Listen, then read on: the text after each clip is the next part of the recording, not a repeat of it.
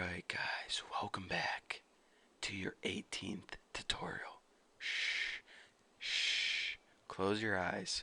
Everyone close your eyes and imagine that you're making a computer program. And imagine that you're making a computer program where the user has to enter a name of a girl, like Taylor or Natalie or Ashley or Rebecca. And depending on what name they enter, it gives them a custom response, like, ooh, you love Natalie, or Ashley likes you too, or something like that. So let's go ahead and try to make this. Well, the first thing we need is a variable named, we'll just name it girl, and we'll set it equal to, set it Natalie, since Natalie Portman is my dream girl. And now, in order to make this program, you might be thinking this. With the tools we have so far, we'll just go ahead and write if girl is equal to Natalie, and then we can go ahead and do our thing, and then later we can write if girl is equal to Emily, if girl is equal to Hannah, if girl is equal to Reese, and we can go ahead and list all the girls that they could enter and do it that way. But a lot of if statements get kind of messy, so there is an easier way to make kind of this same program type. Instead of using a bunch of if statements, you can use something called a switch statement. A switch statement takes one variable, which is the girl in this case, and it tests them for all the possible scenarios. And it's basically the same as writing a bunch of if statements, but it's just a much more organized way. So let's go ahead and let me show you the syntax for this. Is actually switch, just like that, and right after it you write the name of the variable. You only write the name of the variable, nothing else. You don't set it equal to anything, just that. Now go ahead and make a body and give you some space.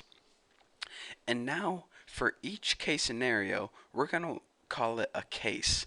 Now for the first case, you give it the value of what it can be equal to. For example, in the case of Natalie, and go ahead and add a colon, not a semicolon, just go ahead and add a colon. And now you write something like this. If girl is equal to Natalie, then go ahead and write whatever you want to do. Document, write,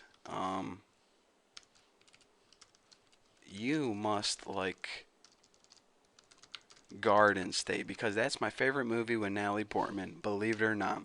And then after you're done executing the code, you go ahead and write the word break, and I'll tell you why later. So now we already have a case scenario for Natalie, and this is basically the syntax of what we're going to do for all the case scenarios. So let's go ahead and copy that. Copy, paste.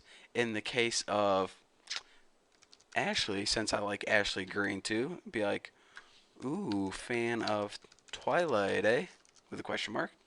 And we keep doing that for each girl. So I'm only going to do 2 girls now. But if you did 100, 1,000, a million, it's going to be the same syntax. You write your switch in the variable that you want to test.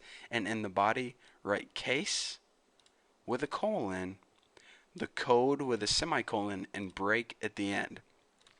Now, I guess I can do this.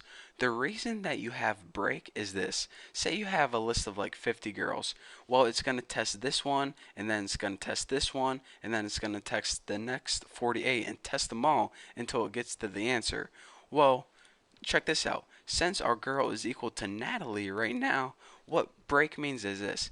As soon as I get to this and I find an answer or find a value that variable equals, then there's no need to test the rest of these. So I'm just going to break out of it right now and go to right to the end. So if you have like Natalie, Ashley, Brittany, Emily, as soon as it gets to Natalie, it's going to say, all right, I found my match, I'm going to break. If you didn't have that break, it's going to go continue testing the rest of your stuff, and it's just going to cause a mess. Why would you want to make your computer test the rest of your answers when you already found your answer? It doesn't make sense. So that's what that little break word means. So you're saying, all right, let's go ahead and run this by default and see what we like. You must like Garden State. All right. So as predicted, this program worked perfectly. But what if we have a name like Emily, and we go ahead and save this and run and see what happens? Well, nothing runs because we only had a choice for Natalie and Ashley. Well, there are a lot of names that people can enter that probably aren't going to be in this list. And probably, names that are one of a kind no one ever heard of. So, if you want to give your switch a default statement that says, all right, I'm going to first go through my list of all my options. And if I can't find a match, then I'm just going to give you a default answer. So, in order to give a default answer, here's what you do. default, and notice that we don't write anything in here because there is no like answer or value for default. It's the default. It's basically if you got to this and it didn't work and this it didn't work, then I'm gonna go here to default.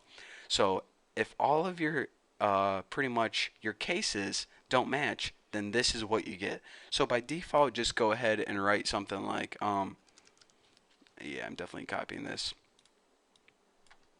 Default, write something like this is the default.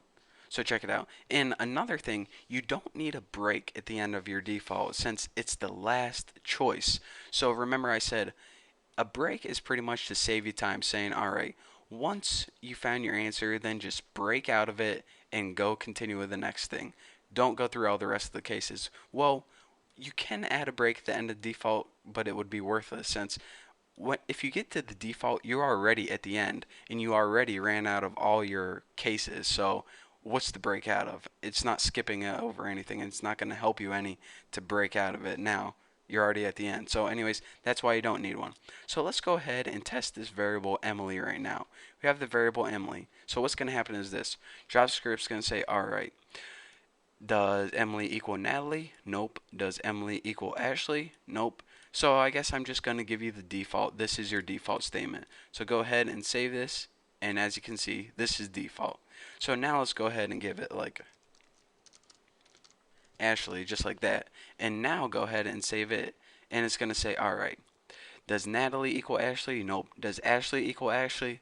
Well, indeed it does. So I'm going to go ahead and print out this, just like he told me.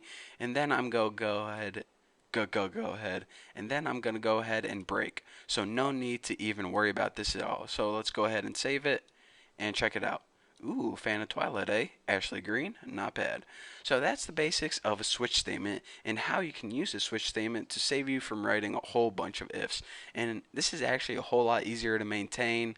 And, you can just look through your code and, it's just a whole lot easier whenever we build programs that actually do something other than, me talking about the girls I have a crush on. That's what it does. So anyways, thank you guys for watching. Don't forget to subscribe and I'll see you in the next video. Oh, and Natalie Portman, if you're watching, call me.